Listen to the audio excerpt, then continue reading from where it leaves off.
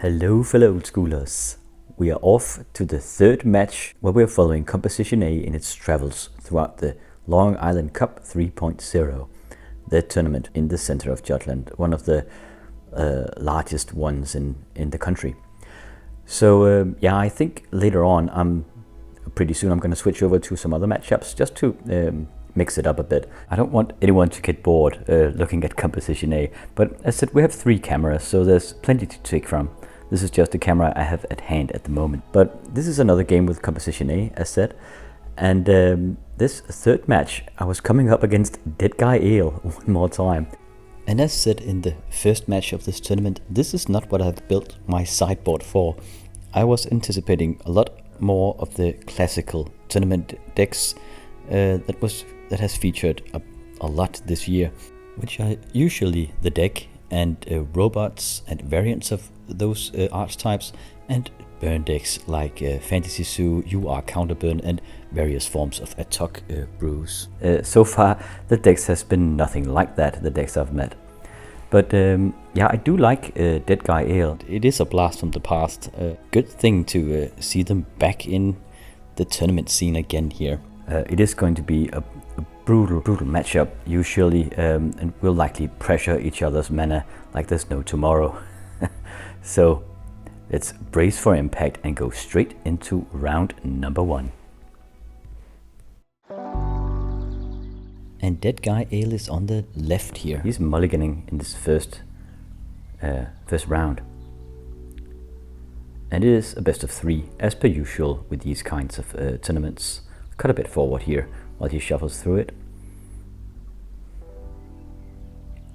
Let's see if there's a better hand here. You can actually see his hand as he draws it. Seems pretty nice. Okay, Moxjet, Underground Sea, Dark Ritual, Time Twister. That is, yeah, this is my hand. Such a decent hand. I mean, turn 1 Library of Alexandria on the draw. Get back in the library here. So yeah, so he gets his cards back. He has a 2-card advantage here, but that's not even the main thing here. It's not only that he's 2 mana ahead, 2 cards ahead here, and I have to discard my library and the hand I kept. It's also because the hand I draw into now, I can't mulligan that. Oh, there's a library on his hand and a Soul Ring. Well, I can't mulligan that, so I might be mana starved, and there's nothing I can do. I'm mana flooded. So whenever I do this, and I do this as well sometimes when I can get away with it, he'll try to pressure my mana afterwards, unless I have a show of strength here. If I have a lot of mana, he might not. Okay, the scrub land and 2 Mox and a double black mana. That's a very lucky hand I draw into, because yeah, when he gives me a hand with the time twister and I only draw a few lands and he starts to sinkhole it, that's mean. Okay, but I kind of reverse on it here, trying to pressure his double black mana because he can't mulligan whatever he's drawn into either. But he got a Library of Alexandria out of it, and using that, Soul Ring coming down and a Chaos Orb. So he's riding that library. I need to handle that as quickly as possible. Sushi coming out. I have 2 Sushi's main deck in this version. I don't usually have that. Yeah, using the library again. No? Yeah, he is. And no matter what, he can still Chaos Orb my... Oh, he's mind twisting my hand. Underworld Dreams and a Hypnotic Spectre and a Sinker Vampire going to the graveyard here. And he's in his full hand and with an active library. Oh, but I'm mind twisting him back. Only 3 cards though. So returning the favor here. At least it puts him out of library range for a spell here. And he's tapped out, so we can get in with the Sushi for 1. But I'm without a hand. He has 4 cards left and will likely try to get in library range here.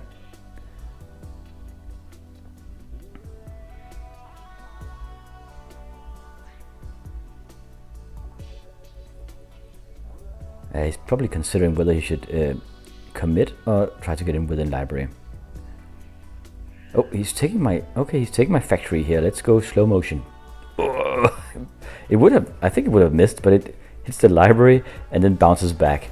So, as legal, it's a dead... Dead factory. Okay, didn't take my sushi. He must have a disenchanter Swords to Plowshare in hand, right? Yep, there we go. Gaining 4 life at least, but and it makes him use a card, I suppose. That's good. Okay, he plays a swamp. Okay, he commits here. Sink a vampire. So he doesn't. I Swords to Plowshare at his end step. So he goes back to 20. Chaos Orb coming down. Now I can at least Chaos Orb that library. I probably should have done that there, because now I can untap and he can disenchant the Chaos Orb as a response, but ooh, lucky I didn't. It's a nightmare. That's pretty damn impressive. But I mean, you can play that in a Deadguy Ale. It's not even a bad creature. I mean, the winner of NoobCon 9, I think, he had a nightmare in a mono black with a blue splash deck. Was a very, very unorthodox winner, but still. So just crushing each other's creatures here. But at least both players are without a hand. I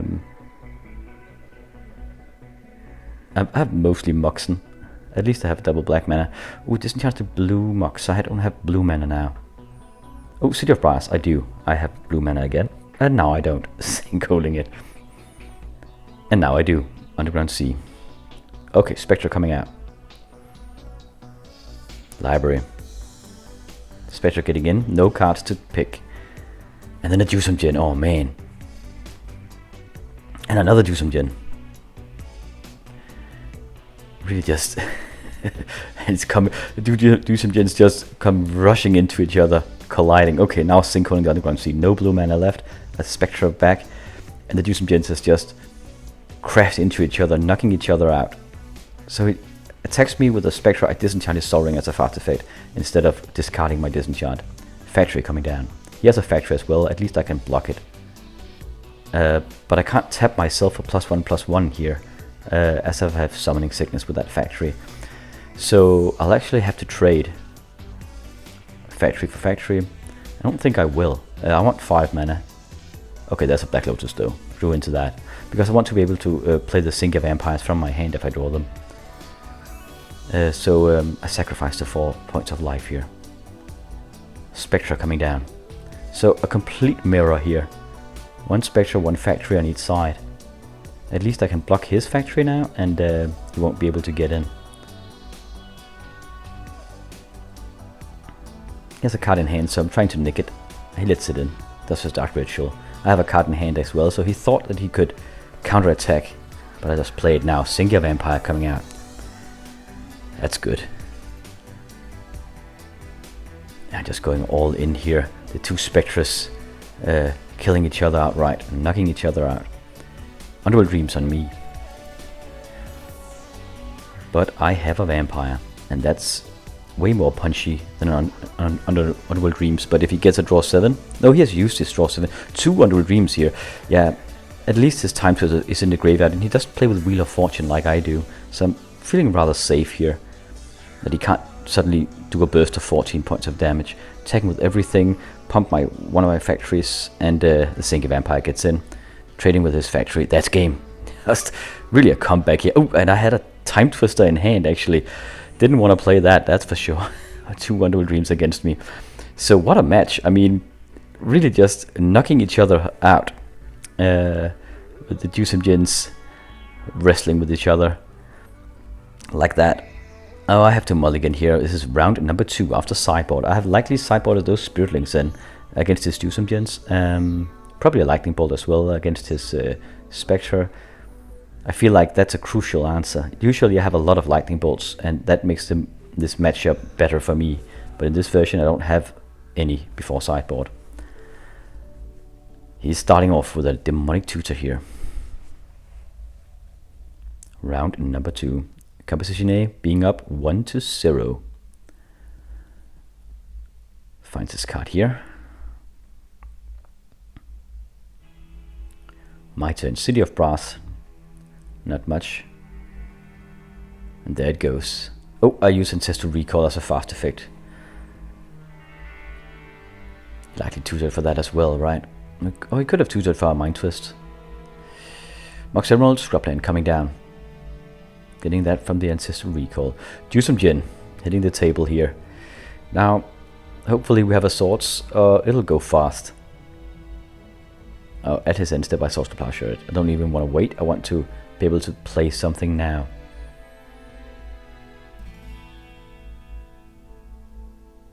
Strip mining his factory. No. Strip mining his underground sea. Cracking him out of double black mana and blue mana in one fell swoop here. Mace of Ith, he's mana starved. Disenchanting my Mox Emerald. Factory. So I can block his factory now. If I dare to. I mean, it is a risk. Chaos Orb coming out. Here he comes. 2 points of damage.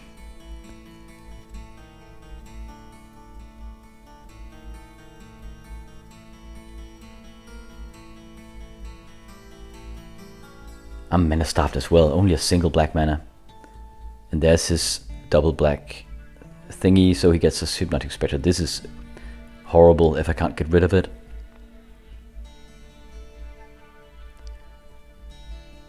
Here he comes. Okay, I can. Source of Plowsharing it, at least.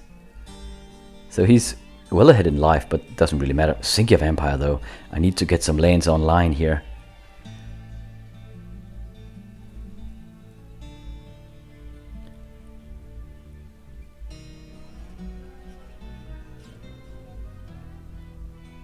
Okay, using the Chaos Orb on the Sinkia Vampire.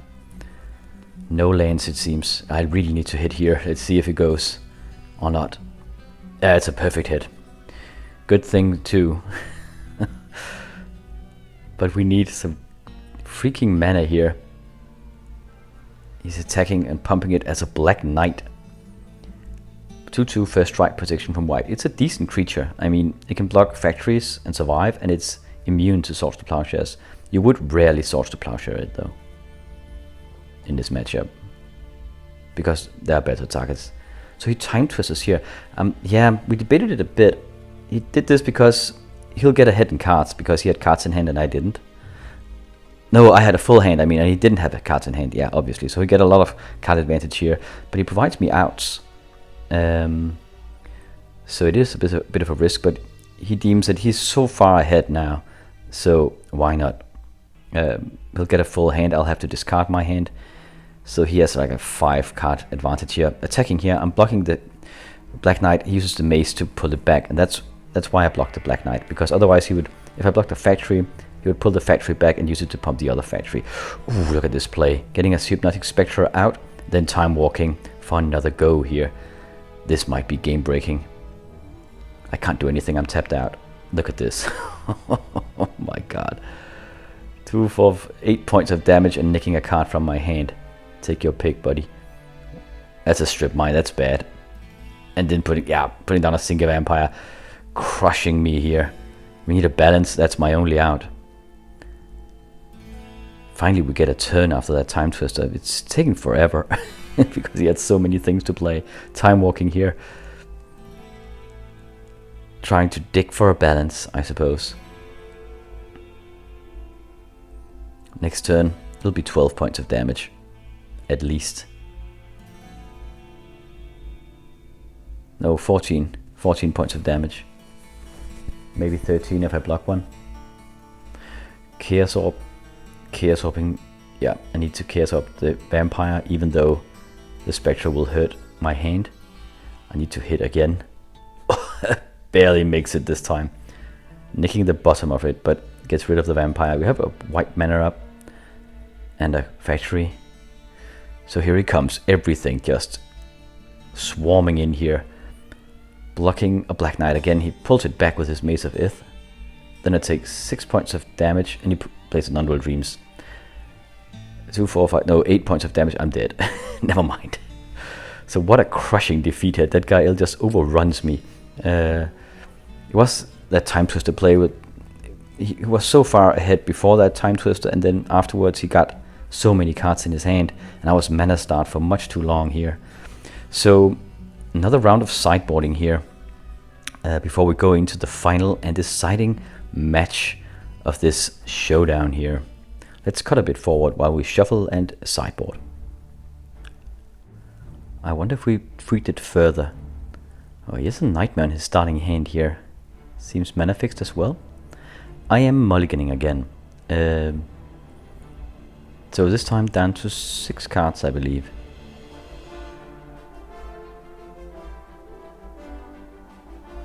Yep, 1 card getting thrown away.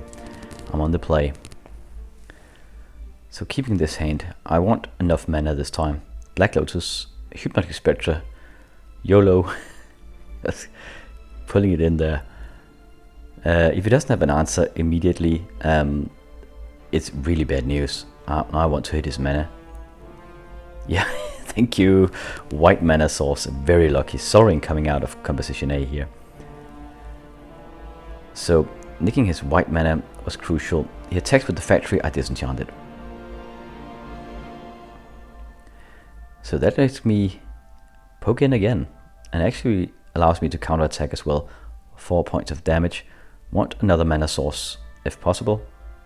Nope, getting a Spectre, but that's fine. Drew a swamp there. Good for him. Likely sinkholing now. Yeah, sinkholing the factory. Still no way out for that Spectre. I mean, the turn 1 Spectre, when unanswered, it can just really just do a lot of mayhem. Getting a factory here. I think that was his final mana source actually. Sink a Vampire and a Nightmare in hand. And another one. Nope, no mana now. It's another way to mana starve the other guy. Here we go again. It's slow poking him, but the main thing is here the Hypnotic Gaze of that Vampire, that Spectre. As another Spectre. My god, that is really nasty. Time walking here out of desperation. Ends his recall, good for him. Recuperating the lost cards here. Got a Swords to Plowshares, blue Mox and no white mana. That scrubland pick in from the first turn there was just brutal. So really taking over here, getting the Swords to Plowshare. The Juzam Djinn is a nice pick as well actually. So yeah. That's it. Spectres, man. And even if he had a blocker, I could Swords to Plowshare it. So yeah, really early Spectres like this, pumped out with a Black Lotus. It is it's always a risk, right? Because he'll get a 2-for-1 if he removes it.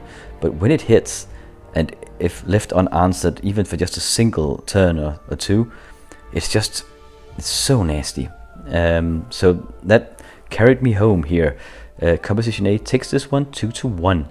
With a bit of mana starvation on my side in the second match, and really a show of strength from him, and then mana starving him right back in the third game, but doing it the other way around with a Hypnotic Spectre, just discarding the lands from his hand instead before he could play them.